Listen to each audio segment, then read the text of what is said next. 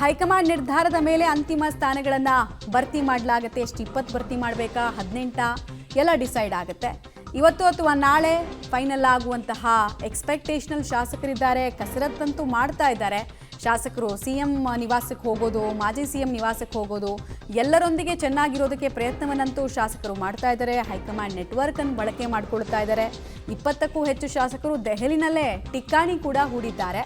HK. Patil, Rayareddy, ಆರ್.ವಿ. Deshpande ಎಲ್ಲ senior most ಲೀಡರ್ಸೇ ಪ್ರಯತ್ನ ಪಡ್ತಾ ಇದ್ದಾರೆ. ಈಗ ಜನರೇಷನ್ ಶಿಫ್ಟ್ ಬೇಕು ಅಂತಲ್ವಾ ಕಾಂಗ್ರೆಸ್ ಹೈಕಮಾಂಡ್ ಕೇಳ್ತಿರೋದು. ಬಟ್ ಇವರೆಲ್ಲ ನೋಡಿ, ಆರ್ ಬಿ ತಿಮ್ಮಾಪುರ ಇವ್ರ ಮೇಲಂತೂ ಲಾಸ್ಟ್ ಟೈಮ್ ದೊಡ್ಡ ಆರೋಪನೇ ಕೇಳಿಬಂದಿತ್ತು. Saleem Ahmed again senior leader. ಇವ್ರು ಎಷ್ಟು ಸೀನಿಯರ್ ಅಂತ ಹೇಳಿದ್ರೆ ಡಿ.ಕೆ. ಶಿವಕುಮಾರ್ಗಿಂತ ಮುಂಚೆ ಯೂತ್ ಕಾಂಗ್ರೆಸ್ನ ಸಂಘಟನೆ ಮಾಡಿದವರು ಇವರು. ಬಟ್ ಇಲ್ಲಿ ತನಕ ಮಿನಿಸ್ಟರ್ ಆಗೋದಕ್ಕಾಗಿಲ್ಲ.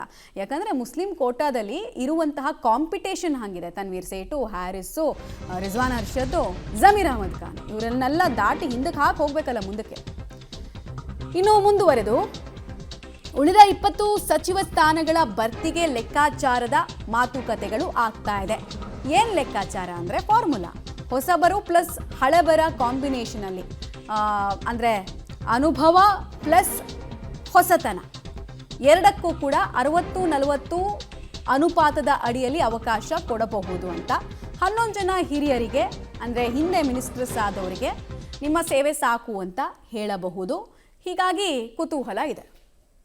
ಡೀಟೇಲ್ಸ್ ಕೊಡ್ತಾರೆ ಮಸೂದ್ ನೇರ ಸಂಪರ್ಕದಲ್ಲಿ. ಮಸೂದ್, ಈಗ ಈ ಫಾರ್ಮುಲಾ ನೋಡ್ತಾ ಇದ್ರೆ ಈ ಫಾರ್ಮುಲಾ ಎಷ್ಟರ ಮಟ್ಟಿಗೆ ಒಪ್ಪಿತ ಆಗಬಹುದು ಅನ್ನೋದು ಕುತೂಹಲ. ಯಾಕಂದರೆ ಎಲ್ಲ ಹೊಸಬರಿಗೆ ತಂದುಬಿಡ್ತೀವಿ ಅಂತ ಹೇಳಿದ್ರೆ ರಾಜಕಾರಣದ ದೃಷ್ಟಿಯಲ್ಲಿ ಇಟ್ಕೊಂಡು ಇದು ತುಂಬ ಕಷ್ಟ ಆಗುತ್ತೆ. ಆಮೇಲೆ ಸಂಪುಟದಲ್ಲಿ ಇದ್ದವರು ಬಹಳಷ್ಟು ಸಮಯ ಆಪತ್ತೆ ತಂದಿದ್ದಾರೆ ಸರ್ಕಾರಕ್ಕೆ. ನಾವು ಅದನ್ನು BJP ಸರ್ಕಾರದಲ್ಲೂ ನೋಡಿದ್ದೀವಿ, ಕಾಂಗ್ರೆಸ್ ಸರ್ಕಾರದಲ್ಲೂ ನೋಡಿದ್ದೀವಿ. ಸೊ ಫಾರ್ಮುಲಾ ವರ್ಕೌಟ್ ಮಾಡೋದೇ ದೊಡ್ಡ ಸವಾಲು ಅಂತ.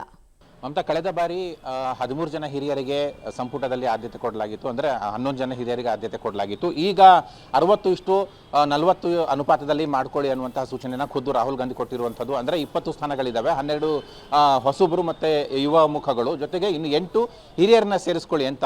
ಈಗ ಇರುವಂಥ ಹಿರಿಯರು ಸಾಕಾಗೋದಿಲ್ಲ, ಇನ್ನೊಂದಷ್ಟು ಜನ ಬೇಕು ಅನ್ನುವಂತಹ ಬೇಡಿಕೆಯನ್ನು ಸಿಎಂ, ಮಾಜಿ ಸಿಎಂ ಇಬ್ಬರು ಕೂಡ ರಾಹುಲ್ ಗಾಂಧಿ ಅವರ ಮುಂದೆ ಇಟ್ಟಿದ್ದಾರೆ.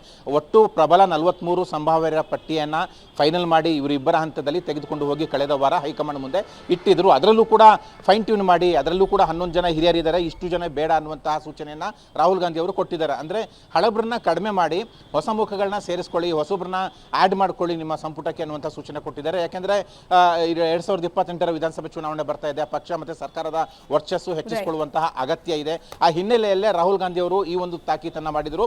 ಈ ಫೈನ್ ಟ್ಯೂನ್ ಮಾಡುವಂತಹ ಹೊಣೆಯನ್ನು ಮೊನ್ನೆ AICC ಅಧ್ಯಕ್ಷರ ಜೊತೆ ಮಾತನಾಡಿ ಸಿಎಂ ಅವರು ಅವ್ರ ಹೆಗಲಿಗೆ ಹಾಕಿದ್ರು. ಈಗ ಆ ಪಟ್ಟಿಯನ್ನು ಫೈನಲ್ ಮಾಡಿಸುವಂಥ ಪ್ರಯತ್ನವನ್ನು ಮಾಡ್ತಾ ಇದ್ದಾರೆ. ಇವತ್ತು ನಾಳೆ ಮಾತುಕತೆ ಮುಂದುವರಿಯುತ್ತೆ. ಯಾವ ರೀತಿ ತುಂಬಿಸ್ಕೊಳ್ತಾರೆ ಕಾದು ನೋಡಬೇಕು.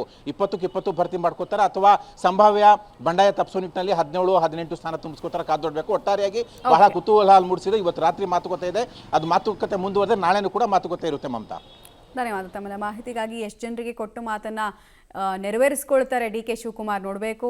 ಸಮುದಾಯವಾರು ಬ್ಯಾಲೆನ್ಸ್ ಹೇಗೆ ಮಾಡ್ತಾರೆ ಅನ್ನೋದು ಕೂಡ ಕುತೂಹಲಕ್ಕೆ ಕಾರಣ ಆಗ್ತಿದೆ.